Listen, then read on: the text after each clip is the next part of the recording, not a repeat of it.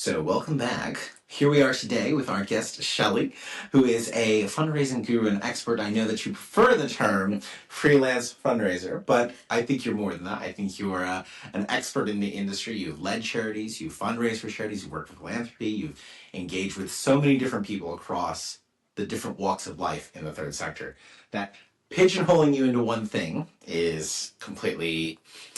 I'm sure we could use an expletive there. But we won't. That's very kind and very embarrassing, but thank you. Of course, I think it's well deserved, and I think it's something that I've had the joy of just obviously getting to know you and becoming my dear friend. And the whole process of our show really is about discovering meaningful work, right? And what is doing good. And we've talked about this a lot in our space because obviously we work together. We've seen what it's like to be in a charity or a third sector organization. There's frustrations, and there's joys. Indeed. But a lot of people, they think about third sector jobs, they think about charity work, and they say, okay, you know what, that's what it means to be doing good. And today, I kind of want to get your thoughts on it about is that representative, right? Are we bigging up an industry that is obviously fraught with its problems, but at the same time, like, is charity work all it's cut out to be, right?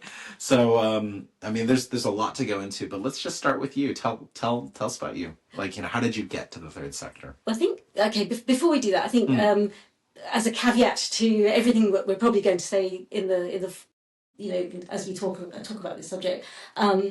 I have to say the charity sector is amazing. The third sector, not-for-profit, whatever you want to call it, is an amazing sector, and people are hugely dedicated. People are very professional in the main, and they are more resourceful, I think, than anyone I've ever met in terms of the things that people in the charity sector can do with very few resources is nothing short of amazing.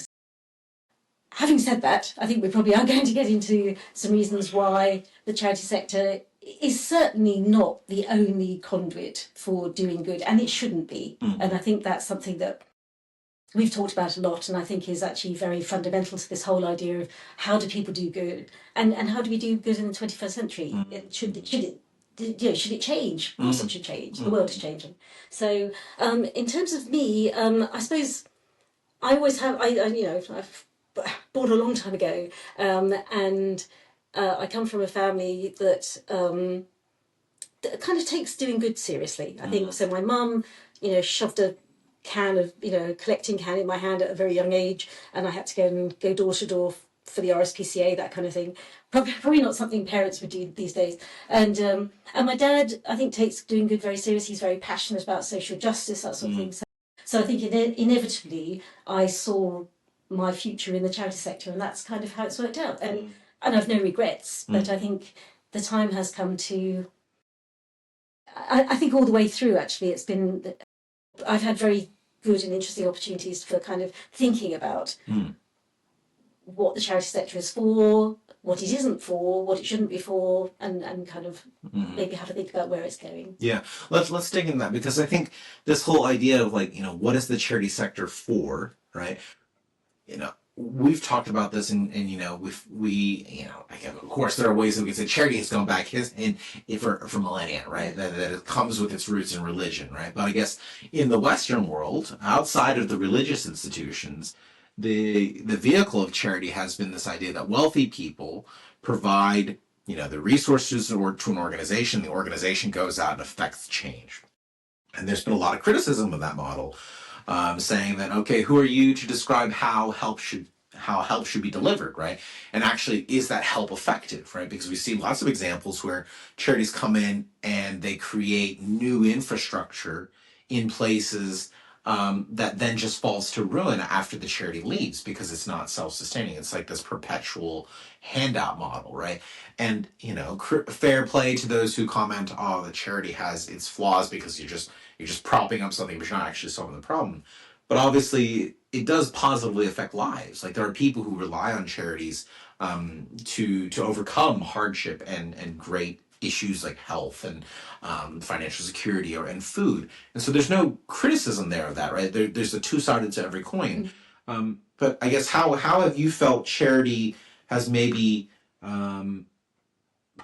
I don't want to only say not hit the target, but where do you see charity, like, and how has it started to struggle or cope with the modern era? That's maybe the best way to put it. Yeah, I think rather than saying that it's kind of, I think it's maybe it's trying to take on too much. Okay. I think that's probably how I've seen it. Is there's definitely not a niche, but there's definitely there are roles that charities perform that really probably couldn't be performed by anybody else. I think, and then where you need to be professional, where you need to have a really, really good understanding of somebody's problems, where they need to be inclusive enough so that you actually involve beneficiaries in the process, that kind of thing.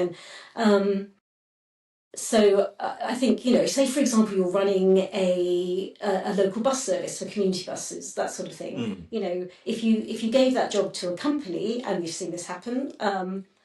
Those buses would be, as soon as financial problems hit, those buses would be cut. The services would be cut in half, and a lot turn into a rickshaw every 50 minutes. Exactly, if you're lucky. That's right. There would be a lot of people walking, basically. So charities, I think, see the world differently. They're obviously not driven by profit margins. They're obviously not driven. They're driven by service, a different type of thing, and maybe need different skills and things. Having said that, I think there are an awful lot of things that the charity sector does now. Things that take a lot of resources, that need a lot of business skills. And we've seen, social enterprise has actually started to fulfil a niche. I think as we talk about this, I'd like to see companies do a lot more of this kind of work, where you need a lot of money, where you actually need a lot of resources, a lot more kind of business skills. I think definitely. I think the point I'm trying to throughout all our conversations is I continually come back to this idea that there's a continuum, and you've got charities at one end doing a certain type of work, with using very few resources. You've got people at the far other end, maybe not billionaires. Actually, we probably need to talk about them as a different grouping, but certainly corporates, big corporates, who are very, very focused on generating profits and outcomes for shareholders. And then you've got the social enterprises in the middle. And we need to decide exactly who's doing what, because everybody wants to do good. I genuinely believe that. One of the problems with the charity sector, and I think you're alluding to that earlier, is that we've kind of stopped people from doing good, is a way. And I do think, and I certainly don't think that's intentional, but because, the charity sector is there, people feel that they can go and concentrate on doing other things, and perhaps doing good actually sort of sit above that, and that everybody needs to participate in doing good. But we need to find out and think more carefully about what those things should be for each grouping. I think lots of the charities I work with, we don't have the financial know-how. When we're thinking about sort of, bringing in certain types of money for certain types of activities. When we talk about sort of the evolution of the sector in a bit, there are some really great examples of how some organisations who have a very much more kind of commercial background are really seizing those opportunities in ways that charities certainly couldn't. So I think it's a kind of horses for courses thing. The charity sector still has a role, I absolutely believe that, but we need to think about roles for other people, maybe even billionaires. Yeah, I'm also with you. I think those billionaires are in a different bucket. Yeah. But your point brought a thought to mind about how they used to have company towns, right? Yeah. Corporations that would run part of a town because they needed to create housing, and they created ways of living for people. And it got me thinking a little bit about like the shared responsibility comment that you made, right? That everyone can do good. And there are some efficiencies that are better governed, admittedly by organizations that are trying to accomplish some profit means. Where I think maybe we've gotten a little crazy in society is that we have created these like you said, siloed buckets around who does what. Meaning a corporation should not be focusing on doing good; it should be focusing on profit, maximizing profit for shareholders. And you say, well, yes, right. Of course, you need to maximize profits and returns for shareholders well, I think it should be to an extent. But it often confuses me that an organization chooses to, for instance, cut a bunch of staff in one place and say, you know what, the market's down, our profits are still pretty decent, but the market's down, we need to trim it. And that's because our shareholders expect more capital efficiency. And you're like, oh gosh, that's, I mean, on one hand, I get it, as a person who also participates in the stock market, that I would want my good returns. At the same time, I'm really less keen on how vicious corporations are towards people, Yeah. right? Yeah. And so I start and the environment, and to animals, and to anybody who doesn't yield the kind of profit returns that they're looking for. I think that's absolutely. And what I suppose is kind of interesting about what you're saying about those towns that were very much a feature of kind of Victorian and post-Victorian eras, is that a lot of those people had a very strong religious backing, and so or some kind of spiritual kind of moral compass, which maybe has been extracted. So the families like Cadbury's and those, and they did exist a lot, and that was a very successful business model. They built housing, they provided health care, they offered education, and that model we've lost that, and I think it would be something that would be beneficial to get back. And I think that also that ties directly to the charity construct, right? Because those families did also facilitate charity and started running these organizations. But what I think has happened with our modern society is we said, all right, now this is the foundation arm of our organization, and this is the profit arm, right? That's right, exactly. Yeah, they're separate worlds. Exactly. So and the people and the morals and things. It's almost like saying that you have to extract any kind of goodness from this operation over here, and we'll take it over there. In a way that actually, most people would find quite an ugly thing to do. Actually, if you really stop and think about it. So I think it's. The part of the story, I think, is that yes, corporates have gone too far. I think charities have taken on too much. We have reached a point where I think we're being forced to think, because we haven't, charities have kind of jogged along in a fairly uncomfortable but sort of survivable way for a long time, and now that's coming to an end. We have to think now. People are going to lose those charities, and as you said at the beginning, people rely on those charities. They need those charities. So the ones that are doing the right things need to exist, and we need to start thinking about it. And a lot of thinking is going on. I think it's perhaps a bit narrow. It's more about sort of how do we make sure all these charities survive. That isn't going to happen. So what do we need to do in terms of thinking more broadly about how do we do good in our society, which is the question you started with.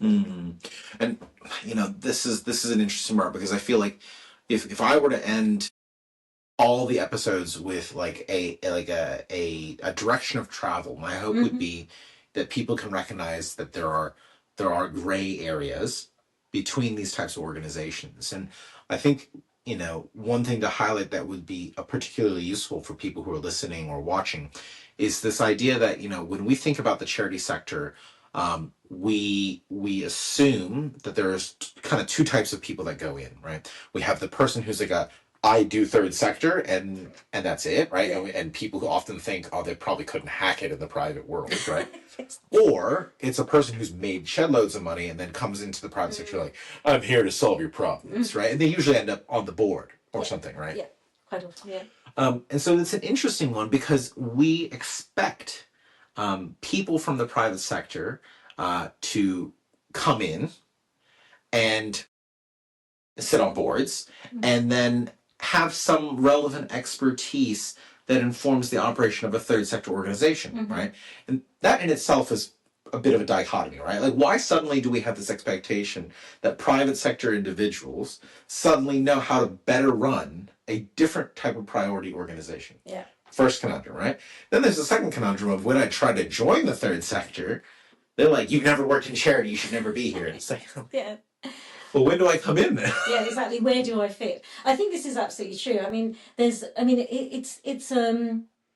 professionalization of the sector, and there's been a very, as part of this professional cadre. It's that there's been an Oxbridgeization of the sector as well. A lot of people, are very well educated. They've chosen to go into the sector, and you become kind of overtaken by the culture of the sector. You're often bashed. I sometimes think I'm only 5 foot because I've been patronised and had my head patted so long that I think that if I actually had a pound for every time people said you just need to be more like a business, then my fundraising job would be done really. But I think the sector starts to become very resistant to people coming in. It doesn't help people coming in.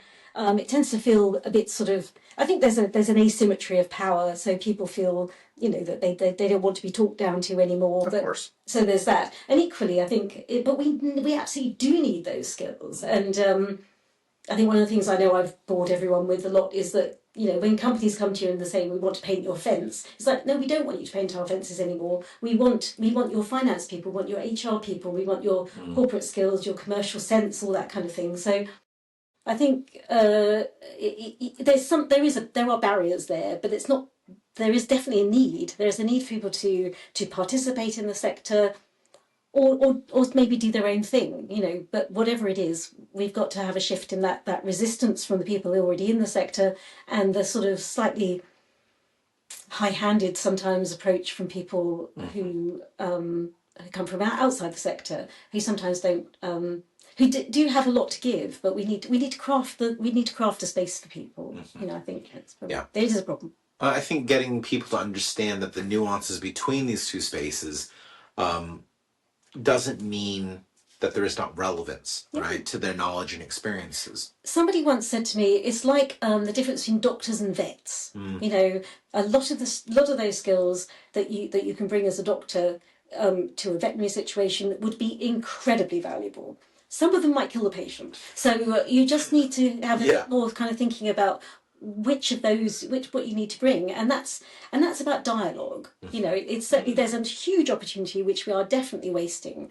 I think also there's a governance question here. Is like, traditionally in the UK, certainly in the UK, people come and sit on boards for a variety of reasons, some of which are not terribly useful. So we need to ask more of our boards. We need to be more demanding of their skills, that they actually use them, and that they don't just come as passengers, really. So there's a lot to be done. The charity sector has become.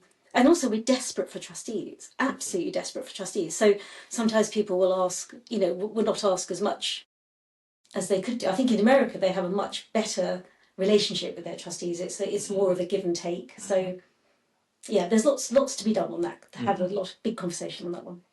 I think it goes back to social expectations of what is expected of the individual, right? Because most of the time maybe this is probably a generalization, that the people who tend to sit on boards are city finance lawyers and these types, right? Who oh yes, I'm on the board of this kind of thing. We take care of starving blah, right? And you're like, oh, it's brilliant, well done, mate. I've got my badge. Yeah, I'm a good person. Exactly. And so is that because we have this expectation that people come in and do that and then they prescribe things, or is it a question of are people still genuinely active? I mean, do people care still about the charity work? I mean, what's your sense of people's engagement with charity these days? Like, how are people connecting, engaging, volunteering, and maybe where are the gaps there? That's a huge topic in itself. I mean, I come from the point of view where I think people really want to do good. When I talk about charity, people are incredibly positive about it. People will love to do things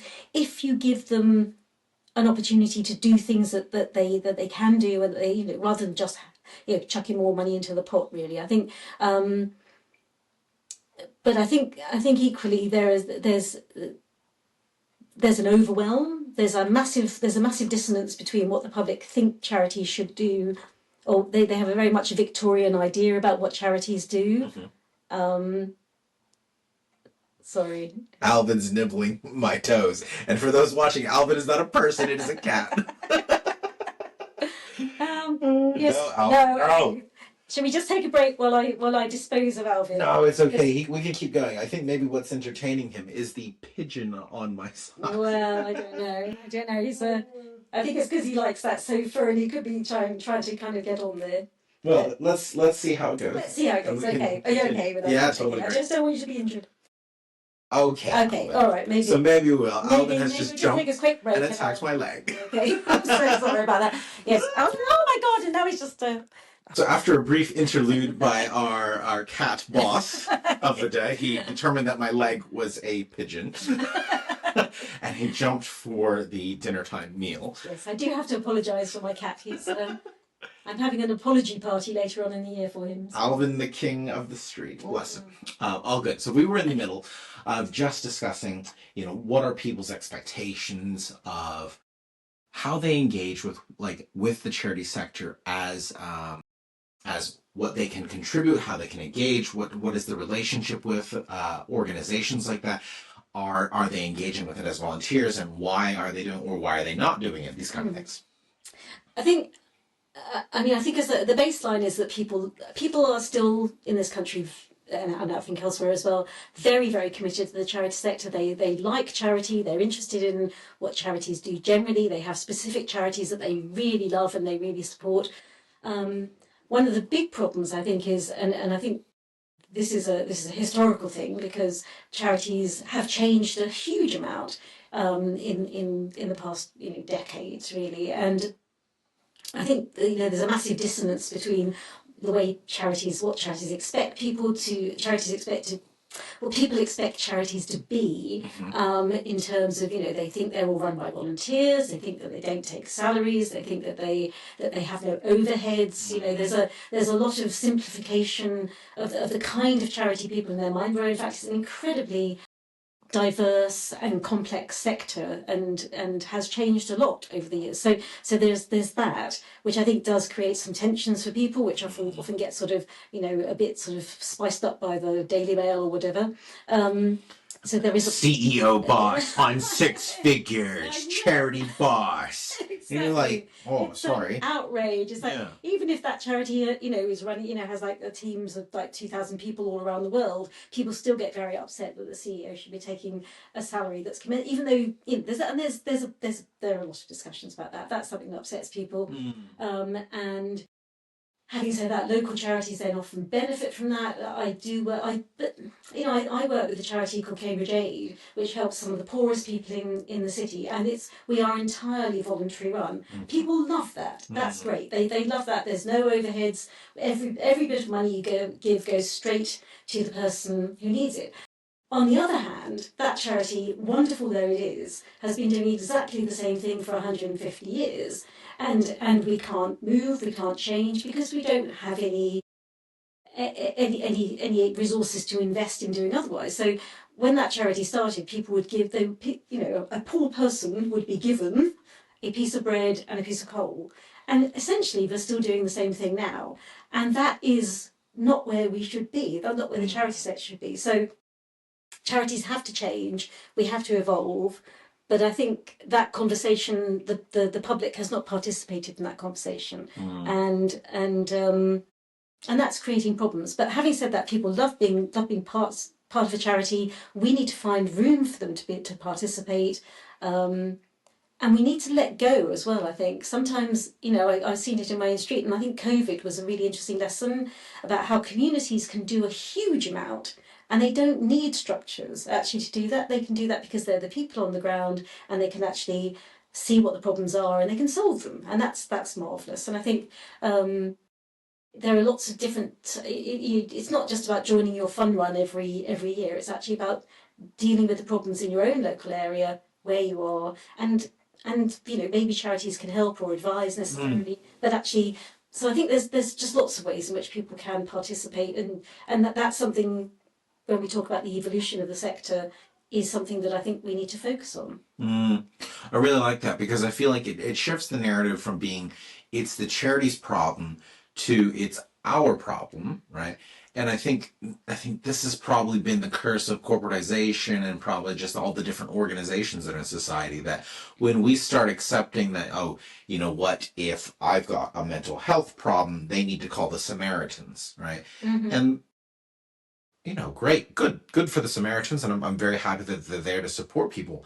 But I often hear this with things around mental health, especially, I'm going to create an app for that, right? Yeah. And you're like, well, hear me out. I know that we're in a modern age and there's lots of problems. I'm just not sure that an app is how you solve someone's mental health issues. And I suspect and this is Or just I'm my going to ask my ChatGPT therapist. yeah, exactly. Yeah. I don't think it's there either. It's more likely that a quality relationship with people in your community, despite maybe not liking every single member of your community, Exactly. Yes, that's right. might actually take you further on the mental health journey rather than, you know, I love journaling, but I don't necessarily think that's going to solve your problems either, right? Yeah. Like I journal, I don't know that I know that it does positive things for my mental health, but I don't think it's going to solve my mental health on a long term basis. And I think it shifts ownership. I think that's right, and I think generally that I think there are huge benefits for society generally if we start taking responsibility for doing good in our communities. It makes people feel good. I know this from my street has a WhatsApp group, and when we're not complaining about my cat, which most people do, it's they like him. He's very popular. But I think I can see people really changing and developing and having a voice. And during COVID, this little group in the street did a lot of good for other people, and started to think more broadly as well. That was such a positive thing, and I'm kind of disappointed. I think, as many of us are, post COVID, a lot of the gains that we had during COVID, we kind of, because life rushes on really, I suppose, is that thinking about what those good things were and trying to make sure that they have an opportunity to thrive locally. Because I'd love to see what we've got here, which is it's a middle class area. If we could actually have this going on everywhere, we could probably solve a lot of problems, or at least give people a place to go and talk. And we've got a little lunch club which is going on every couple of weeks, and people just come to each other's houses and have a cup of tea and bring their own lunch and talk. That seems like a really good thing to do. Yeah. And I think so it was interesting because I had a conversation earlier today with someone at the Bennett Public Policy Institute where they were talking about what are ways that we create social infrastructure for each other. And social infrastructure, the idea being that there's places that people can gather and connect and build social capital, right? Relationships with each other. And I was reminded of this place in the London borough of Barking and Dagenham, which is a quite deprived economic area, and at one of the cafes that I pass on a regular basis, I see this community always gathering here in this one cafe. And I've passed this place so many different times. I see all these little chit-chatting groups there every single time I'm there. And I just think that, these kind of experiences, they don't have to be shaped by whether or not you're in a neighborhood. They can just be, are you local, right? And that's a thing that we don't even do anymore. You don't do that anymore. I mean, I saw something about board games the other day, which I know you know a lot about that sort of thing.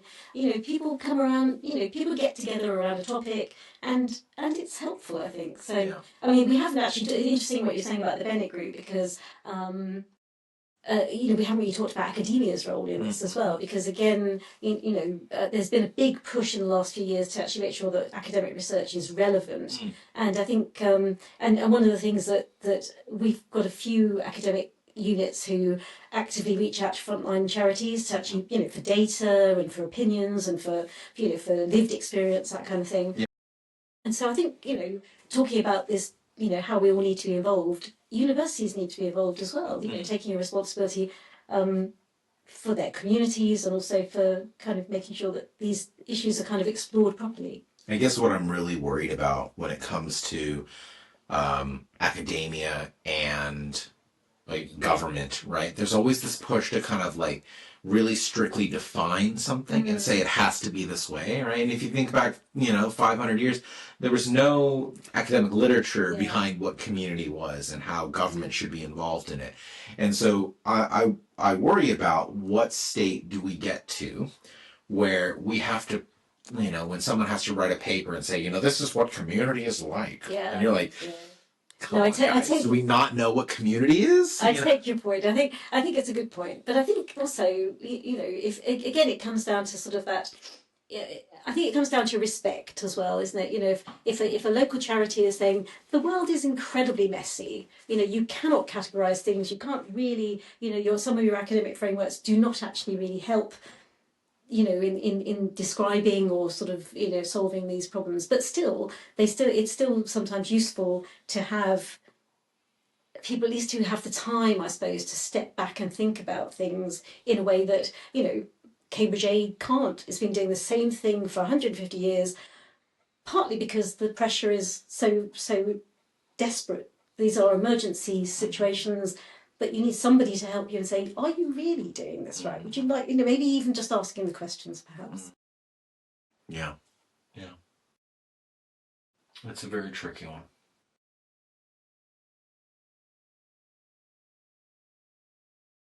So then thinking about how the sector continues, right? Because if we know that there's this tendency for us to try to overly define and try to be moving towards this state where, we want people to be involved, we want people to take ownership, we want people to have those things. Where do you see the sector going, right? Because the next step for us, right, there's a big push on social enterprise, and everybody's going to find the way to make a charitable organization last financially, and we haven't really hit that stride yet. Yeah. So, what happens next? I guess what's your thoughts on where we go with this? Because it's so tricky, right? I mean, it is really tricky, but it's also very exciting. And I think, you obviously know a great deal more than I do about this whole tension between, organisations that are kind of stuck in the middle, social enterprise particularly, about, this tension between trying to walk and chew gum at the same time, by trying to make a profit while trying to do good is actually, how is that going to work? I think that's a big question. And again, I think it comes back to that horses for courses thing. What charitable enterprises could fit nicely into that, because what you need there are specialists who are both very good at understanding about doing good, measuring good, evaluating good, but also actually running a business. So that's a very important conflation of skills there. I would like to see more exemplars of really good charities qua charities. So in terms of, now I'm a freelance, I can choose my projects, and so one of the projects that I've chosen, which is distinctly charitable, is building a hedgehog hospital. And what I really like about this project is that it's very, very local. It's pulling in the community in a way that I think is really helpful, because people love hedgehogs. There are things that people can do. There are genuine volunteering opportunities, which I think there are skills people can learn. People can learn to be a hedgehog nurse, and they can see the difference they're making. They understand the issues. It's something very local to them. So I think trying to find examples. I really like reading Positive News, which is a wonderful list of exemplars, really, things that work. And I think we need to do that. At the other end of the spectrum, I'm really fascinated to see. I was telling you earlier that an American friend has asked me to get involved with a project which is really genuinely bringing together a whole bunch of skills and backgrounds that I wouldn't have thought would go together. So in tribal lands on the west coast of America, they'd started a great deal of community energy projects, which are great. And prior to some issues going on in America, there was a lot of federal money being pumped into that. That's been yanked. So what this organisation is doing is it's turning itself from being a sort of an energy consultancy into an organisation that is pulling in different sources of money, from philanthropic money to corporate money to investment to impact investment, the whole gamut. And it's just beautiful to actually watch basically organisations that were very commercially focused turning on a dime now to help a problem which people really care about, which needs to be solved. And I think if that works, and I think it will, partly because there's more money in America as well, and a deeper sort of philanthropic sort of tradition of giving large amounts of money to these kind of projects, I think that would be an amazing exemplar too. I suppose the other thing we need to do is to be honest about the things that aren't working, and to say, hold up some projects which don't work, and say, could the corporate sector take these on? And what are the mechanisms for doing that? Or could, so let's redistribute, I suppose, let's find out. And I almost feel like it's a redistribution of expectations. Really, right? Absolutely right. Because in some ways, we have this understanding or expectation of what should be accomplished by this type of organization, and therefore we get upset about certain things, we expect certain outcomes, and we expect blah. Whereas right there, when you just talked about the tribal energy, community energy projects, right, we're talking about renewable energy assets that are financially viable, which create a meaningful difference for a community Yep. and enable quite a few, I think, jobs in creative Huge. ways to actually stimulate economies. And yet, all those things, if we were to say that fit under charitable work, it's weird because all of them are like quite commercial sounding endeavors, right? And in fact, the huge positive that I think is coming out of this project is that it's actually taking the community of people who are affected by this and saying, you don't need to rely on federal money anymore. That is actually not the way that you're going to kind of get your community to thrive and flourish to its maximum. The best way is actually to take these definitely more capitalist structures, which maybe you weren't keen on, and actually use them to your benefit. So I think you're absolutely right about expectations, because when companies start to think about having a different status, different responsibilities, different role in life, then actually good things can happen. But I think late stage capitalism is excuse me is a problem. Here's a problem in the sense that it's actually created these incredibly rigid silos. Yeah. And thinking around those is something that will take time, I think. No, I think that's gonna. Sorry. No, there's nothing to apologize for. I think this is the exact kind of example that is playing out in the international aid scene, actually. Yes, exactly. Right? Because international aid has been gutted by recent political decisions, there is almost an opportunity here to rethink how aid is administered, run, and the structures of the country. And I've heard this from people who are working on the ground saying, in international countries, that now the framework is different. We have to exercise the creative muscles. So I can, and this is probably a contentious little view, I can see how some of these decisions to gut international aid could end up being quite productive. I think the manner in which it was done probably was not the most conducive to that change. But, I guess if we get there, we get there. So I guess it is a question that also we've said these expectations need to change from what is international aid, and therefore maybe we need to have that same kind of exercise somehow with charities and companies. Absolutely. Excuse me. Take your time. No, I think that's exactly right. I think I think that our whole conversation has been about rethinking boundaries, rethinking expectations. And I think you're right, on a global level, which is very bigger than I can imagine, really.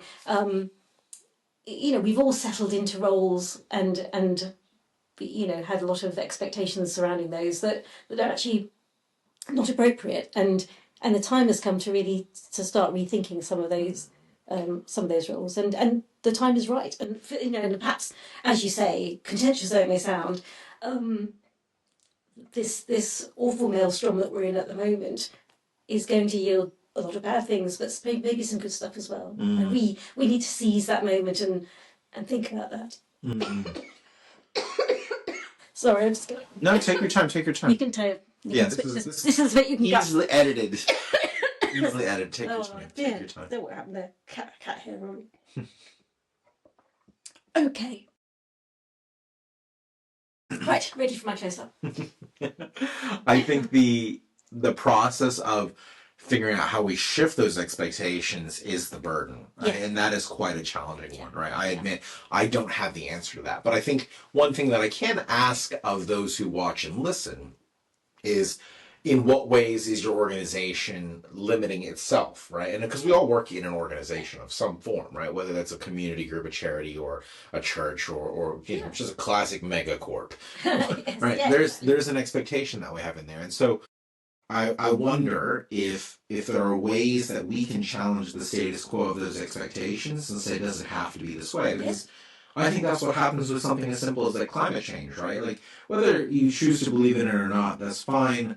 It's more of a question of, how does your business operate just a little bit differently? Like, is it your problem or not, right? Because you can say, oh, petroleum doesn't harm the environment. Okay, all right. I'm not sure that's, I'm not in that camp, but we can also argue that creating a localized energy solution for a factory that is not dependent on a fossil fuel could be quite a novel way to shore up your business. And that's an expectation shift, right? Is it a question of you're worried about climate, or is it a question of you're worried about what's convenient for your business model in that place? And that's an expectation shift. I saw something about on news yesterday because East Anglia is going to be flat, I suppose, is actually being flooded with data centres, and of course, huge energy they're very hungry in terms of energy. Water consumption. And yes, particularly water for cooling, that's right. And so, in an area like East Anglia, which has severe water shortages, that's obviously quite a problem. So there is the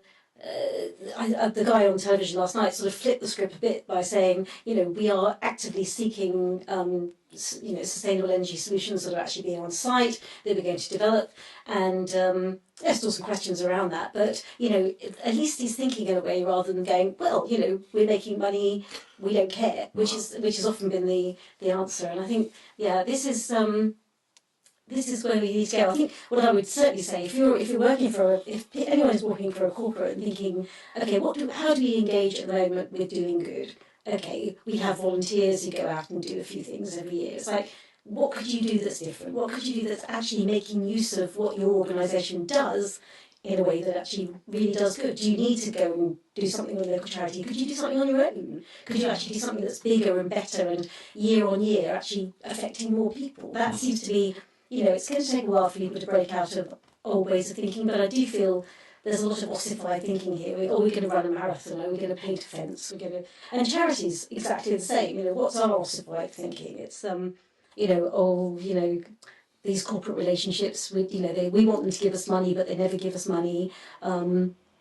We don't want more volunteers coming to paint our fences. Well, what can we suggest? What can we suggest that would actually be better? Could we say, lend us your finance person for a week, because that would make a huge difference to how we understand our finances. Lend us your HR person for a week, because we've got some real issues with managing staff who come in with a whole bunch of expectations, which are sometimes disappointed. So, that would make a difference. And then we could actually have proper conversations. We don't want 10 people coming in with corporate t-shirts, painting a fence and then going away again. What's the point of that? That doesn't help anybody. So what we need is actually, let's sit down, let's talk, let's actually kind of engage properly. I love that idea, because I feel like, there's a lot of, and I think it's because we're often quite precious about what we do. Yeah. Right, that we had this idea that someone else couldn't possibly come in and give me an opinion on what it is that I'm doing, especially those who work in different industries, right? And I've had this a lot, especially because I've moved across industries. Like, well, you're just a newbie here, bud. You don't really, you're like, I am, and I recognize that.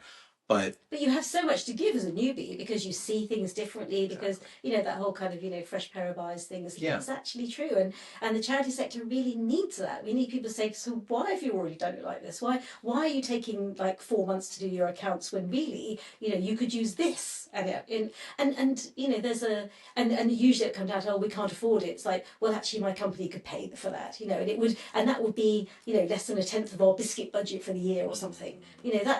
These are the kind of conversations which are genuinely valuable.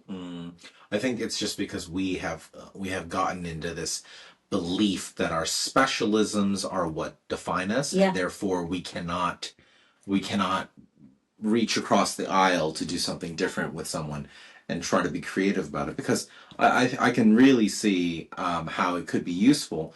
Maybe not a week, but maybe like a couple weeks. And I know that's a big cost for an employer. I fully recognize that. Yeah. But if you were to change your 1 day of volunteering per year into like just 10 full-time placements for a month, right? Yeah. And that's really contentious. I get it. Yeah. Okay. But still, you could probably radically transform an organization, and you could do a novel program, and you could be creative about it. And it's about what you measure as well, isn't it? Because, it seems like a massive cost to do that, unless you actually think about, it's what can you measure in terms of what good has been done as a consequence of that. A lot of companies, they have time when their staff aren't as busy as other times, and people have come to me and said, actually we've got some space at the moment, and could we help you? And it's like, yes, absolutely, come on in. It's a two-way street though, right? Because just because a big corp comes in and says I can help you charity, right, doesn't mean that the learnings from the charity can't go the other way. Absolutely right. Yes, exactly. And I think we found that a lot with when I did my MBA, for example, I was one of the very few people from the charity sector, and so many things that I took for granted, like, just things like normal networking, or the willing to, we have to collaborate because we don't have any resources, so we're always collaborating. So, and I stayed in touch with my MBA friends, and they're bringing their children to me for their Duke of Edinburgh projects and things like that. And it's like, this is a brilliant opportunity because they know me and because they think, oh, she's a charity person I can talk to. That's what we want. We want those kind of points of contact and multiply those and have those conversations. And so, yeah, it's about respect, isn't it? About, actually, we know you do things that I can't, and I know you do things that I can't. So let's do something together. It's not rocket science. I like that return to respect, because I feel like it goes back to earlier when that point where we said, how some people treat the charity sector as less than, right? Just because you're a charity worker doesn't mean you're a nupty, right? It means right. It means you have chosen a path that potentially has less financial reward, right? But I think, and that's only one of the rewards that you can get out of life. Exactly. Life is not only defined by the financial, and don't get me wrong, we all need to pay the bills. Absolutely. Right. But at the same time, it is quite narrowing how we've started to define success in good careers as being an investment banker, a lawyer, a tech bro. Exactly. Right? And we've said these are the ways that we measure happiness, and I think we miss out on so much, right? Like, I'm not blind to the joys that money can give, and capital, especially this world, and having capital is critical. And kind of conversely, one of the pressures on the charity sector at the moment is that we're at a generation that doesn't really have as many choices as perhaps I did. About the sort of finance, what you can sacrifice, because. So I don't blame young people at all. It's very hard at the moment to get young fundraisers to come into the sector, because it's very competitive, it's very difficult to raise money, there isn't enough money to go around, and also because the salaries are not commensurate with the amount of work you put in. So, True. I think, again, that's going to drive some of this as well. It's like, if charities can't get fundraisers in to do the work that they need to do to pull in the resources they need, then we have to have these conversations anyway, because the charity sector will starve, and we need to. So there's lots of reasons why this needs to happen now. I mean, this is a conversation we could have had any time in the last 20 years, but actually now is becoming. We've worked together and we've seen how difficult it is to fundraise. That it's that it's getting more challenging all the time. That you have to spend a lot more of your own resources finding resources. So I think the charity sector is reaching a point where, if we don't reach across the aisle, there's going to be problems. And we haven't even talked about AI. We've gone the whole route, and I think there's so many factors out there affecting how people think about the next stage of charity, and we haven't even brought up how AI affects that. Oh, right? God! And so, sorry, I'm just in the wrong age group for that kind of thing. That's okay. We don't even need to talk about it, right? Because I think we can't have a conversation without AI. I mean, we've said it now, and then we're done. It's like, okay, we've done that. Yeah. So AI. I mean, just if you want to talk about it, then it is being used as a kind of a way of fundraising, actually, to actually get those, because a lot of fundraising is about writing, a lot of fundraising is about telling your story. At the moment, just at this moment in November 2025, it doesn't seem to be the kind of panacea that people hope it will be, because you have to tell a very passionate story, a very localized story, a very intimate story, really, and ChatGPT just isn't kind of right for that. That doesn't say it's not going to be, but I 100% agree. It's not the panacea that people think it's No, because what has happened is that we say, and I've heard this from funders, that they now get more applications that have been written by ChatGPT or assisted by ChatGPT, and then finding authentic stories out of the ChatGPT voice is quite challenging, right? Mm-hmm. There's no doubt that now we're in a situation where noise numbers are going up, right? Huge. Because you don't know what is a good story, or if someone presenting a front, or if they're a fraud or anything. Absolutely. Right? All you know now is everybody knows how to use ChatGPT, and that's wonderful. And funders used to be very, a lot of funders actually don't do that. It's not they're not professional funders. What are you supposed to do when you're faced with really, with all this stuff, this sludge? Really, it's very difficult. But on the other hand, I think, what was I going to say? fundraising has got to a point where it's just so challenging that I can see a point where a lot of people just are going to give up. A backlash. So either a collapse or a backlash. Yeah, exactly. Right. That's right. Yeah, one of those really. Yeah, it'll be interesting to see how that evolves over the next year or two, because I don't think we're far away from the frustration of it, right? I mean, funders were already complaining about how fundraising was done before, and so there's no doubt with a collapse in fundraisers and a collapse in what seems to be authentic applications, we are going to be in a position where the game is going to have to change quite radically. But I think as an example of the complexity, we've talked a lot, you and I, about inclusivity in the charity sector and the fact that it's actually very difficult. A lot of funders say, we want to hear from the real voices. We don't want to hear from you middle class, kind of highly educated people anymore. And that's great. It's like, we want to hear real voices. But then, unfortunately, our education system has trained me to a very highly effective writer. I'm not a beneficiary. So what are we going to do about that? How are we going to let people, people were saying AI might be the way of doing that. It kind of isn't. How are we going to get voices to come through to talk about really what people actually need? Because we do need to do that too. And maybe, again, that's another reason perhaps for sort of moving away from the whole kind of get money, start a charity, do stuff kind of thing. Maybe we just need a whole different way of actually thinking about doing good, because there's a whole bunch of problems, and it's not just AI, about how that works at the moment. And if I could just go back to that voice thing, I just want to make sure I verbalize it or clearly understand it. You're saying that funders have had this increasing push to hear the story from the person affected. Yeah. And yet, as a fundraiser, right, you said that with a developed approach to writing and storytelling, that they don't want that voice. They want source voice, the person at the front line, the person on the ground. The thing is, they want both. They want those source voices, but they also want a story that's presented clearly. So generally at the moment, the money still goes to the people who write well. So they're actually saying that they want two things at the same time, and I understand that. I think it's just very difficult. It's also organisations, funders are saying, we want to see trustees who are the beneficiaries. It's like, well, for an organisation like Cambridge Aid, if you're living in poverty, you're struggling to actually, your washing machine's broken down, you can't do much, you don't have time to go 6 o'clock to sit at a trustee meeting and, surrounded by a lot of very middle class educated people who make you feel uncomfortable.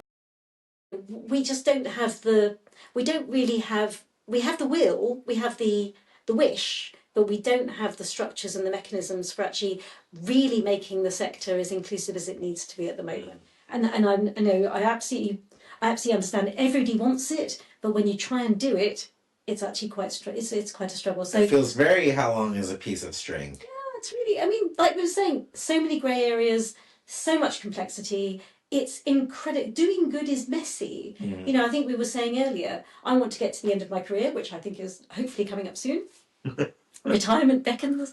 But to actually think, at the end, I started this journey in charity, wanting to do good, wanting to change the world, and I think as life has gone on and I've realised the complexities and the messiness of it all, it's like, I would be happy if I think I was part of the solution and not part of the problem.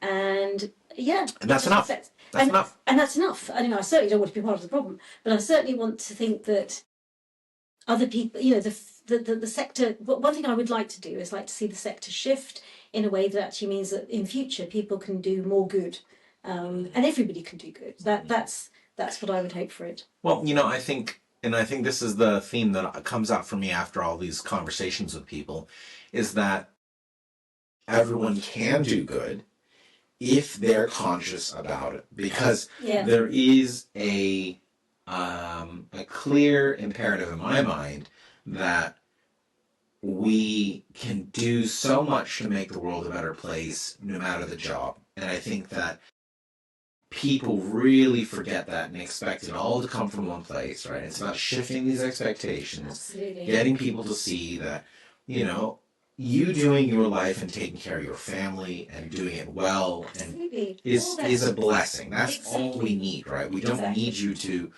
say I'm gonna do something absolutely titanic. And of course, we want people to do titanic things. Yeah. And there will be people to do it. I mean, when I lived in Sicily, I mean, a lot of the charitable work is kind of picked up by the church, but most of it actually happens. Most of the good stuff actually happens in families. Families look after each other.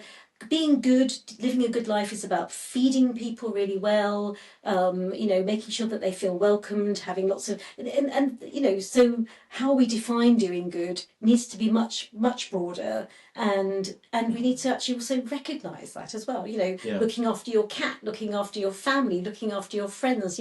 These things are incredibly valuable, and people don't have to have an enormously sophisticated understanding of what's wrong with the world. They just need to get on and do good, really. Yeah, I agree with that so much. And I think people should find the joy in doing the good at whatever level makes them happy.